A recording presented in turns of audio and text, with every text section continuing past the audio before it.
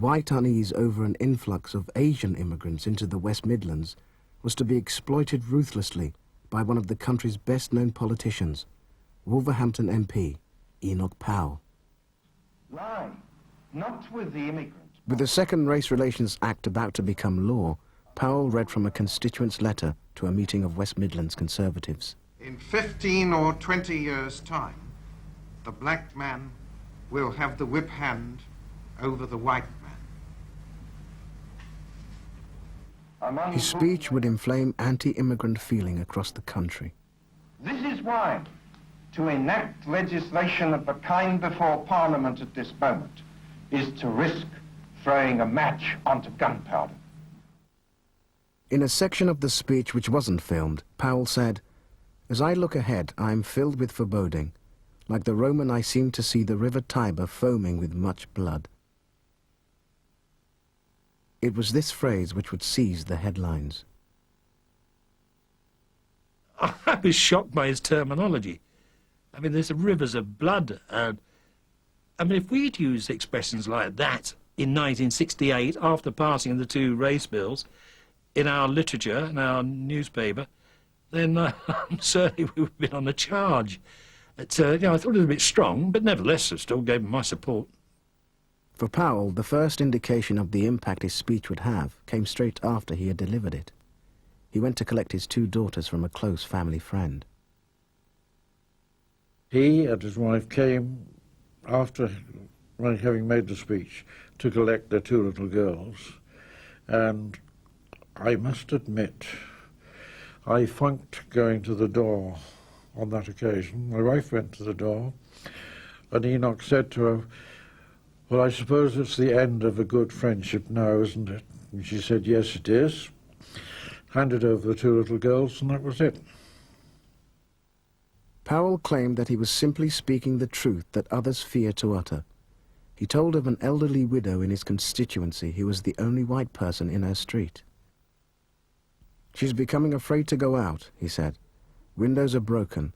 She finds excreta pushed through her letterbox. When she goes to the shops, she's followed by children, charming, wide-grinning pickaninnies." I can already hear the chorus of execration. How dare I say such a horrible thing? How dare I stir up trouble and inflame feelings by repeating such a conversation? My answer is that I do not have the right not to do so. Now, he would never admit to where this woman was.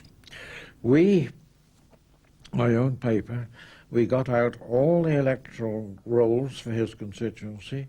We marked off every street in which it was likely to be, and members of my staff went up and down the streets. We never identified this lady.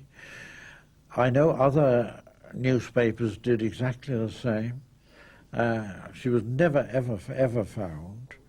Now, you can't tell me that the united efforts of the newspaper industry wouldn't have located her had she been in existence. The expression of such sentiments by a senior Conservative deeply embarrassed party leader Edward Heath. He didn't tell anyone he was going to make that speech, absolute bombshell. And to his credit, Ted Heath sacked him from the shadow cabinet within 48 hours, or even quicker. And that just showed that we weren't going to tolerate this as a party, as an opposition. So the reaction was very creditable. But Powell's sacking over the immigration issue left the Conservative Party deeply divided. More than 3/4 of the party backed Powell's speech. Too often today, people are ready to tell us, this is not possible, that is not possible. I say, whatever the true interest of our country calls for is always possible. Even some within Heath's own shadow cabinet opposed the sacking. Some people in the party, the more extreme Powell followers, were furious he did it, and I think Powell was probably furious. I thought it was a conclusion jumped to far too rapidly if you looked at the logic and reason in his speech. It wasn't only the Tories who were split over the immigration issue. It divided the nation. While students and left-wing groups demonstrated against Powell, hundreds of dockers marched on Parliament to show their support. They were followed days later by Smithfield meat porters.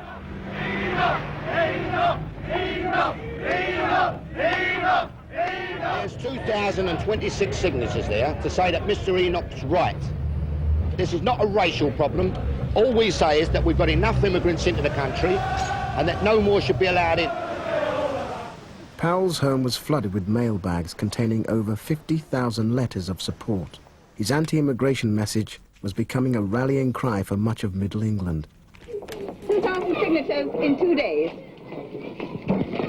Edited Press, 88% of Slough people say they support Enoch Powell. 88% Slough people.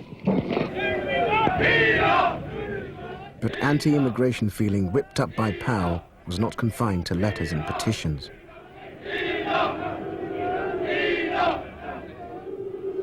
Black families faced an ugly new threat.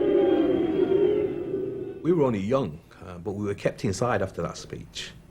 And Mum had said to us, look, you're not playing out, you're not going out on the street. You know, tempers are a little frayed at the moment as a consequence of this man's speech.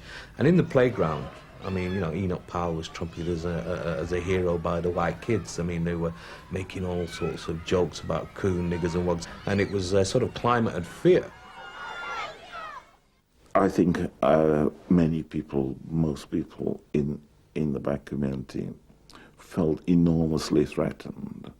And I think that one of the ways that black people have responded to living in this country goes right back to that period when people said very clearly, it is clear that we are not wanted here.